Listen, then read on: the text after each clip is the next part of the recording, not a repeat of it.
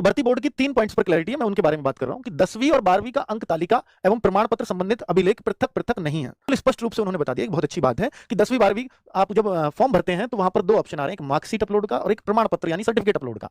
जो है ना, दोनों जगह उन्होंने बताया कि फिर 10वीं के प्रमाण अंक पत्र में भी और प्रमाण पत्र में भी दोनों जगह वही भर दीजिए, सेम टू सेम। पॉइंट मैं कह रहा हूं कि यदि स्नातक उपाधि स्नातक की जो डिग्री है, उपाधि कहते हैं डिग्री को, उपलब्ध नहीं है तो क्या करें।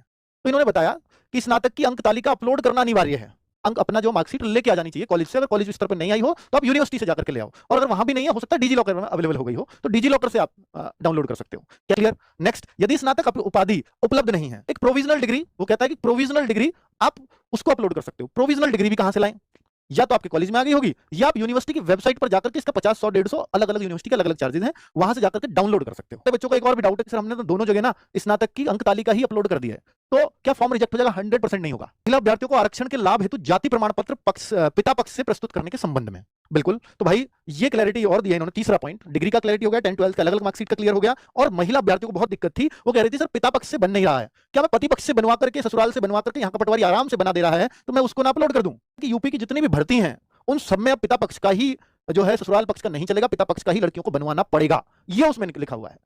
उसको पढ़ा तो जाकर के, तो भाई अब आपको ये हर हाल में करना होगा कि महिलाओं को, जो फीमेल्स हैं, वो अपने जाएं, अपने जहां से वो बिलोंग करती हैं अपने पिता की तरफ से, वहां जो तहसील होगी उसी में अपना प्रमाण पत्र बनवाएं। और अगर वो ना बनाए, बहुत सारे लोग कह रही हैं, बहुत सारी लड़कियां को हमें कॉल्स भी आ रहे हैं, मैसेजेस भी आ रहे हैं कि सर वहां से वो बना ही नहीं रहे हैं, वो कहते हैं अब आपके पति पक्ष से बनेगा। तो आप उनको ये लेटर जरूर दिखा देना, ये ऑफिशियल लेटर भी है शासनादेश। जब आप शासनादेश को दिखाएंगी तो उसको कोई झुठला नहीं सकता। भर्ती बोर्ड को वो एक बार को मना कर सकते हैं, भाई हमें नहीं मतलब भर्ती बोर्ड से, लेकिन शासनादेश को वो मना नहीं कर सकते। आप इसका हवाला दीजिए, शासनादेश, इसको पढ़िए। आप पढ़े लिखे लोग हैं, आप सब इंस्पेक्टर की तैयारी करने जा रहे हैं, तो आप इस शासनादेश का हवाला दीजिए, 17/12/2024 का शासनादेश पढ़िए कि लड़कियों को किस तरफ से चाहिए होता है, तब बात करिएगा कि पति पक्ष से बनवाना है। वो बिल्कुल मना नहीं कर सकते। आप सीधे तहसीलदार पे जाइए, तहसीलदार नहीं सुनता, एसडीएम नहीं तो डीएम है, बिल्कुल बनेगा, 100% बनेगा। उनको अपनी मजबूरी बताइए मुझे इतनी जल्दी चाहिए, ठीक है, वो आपकी मजबूरी समझेंगे।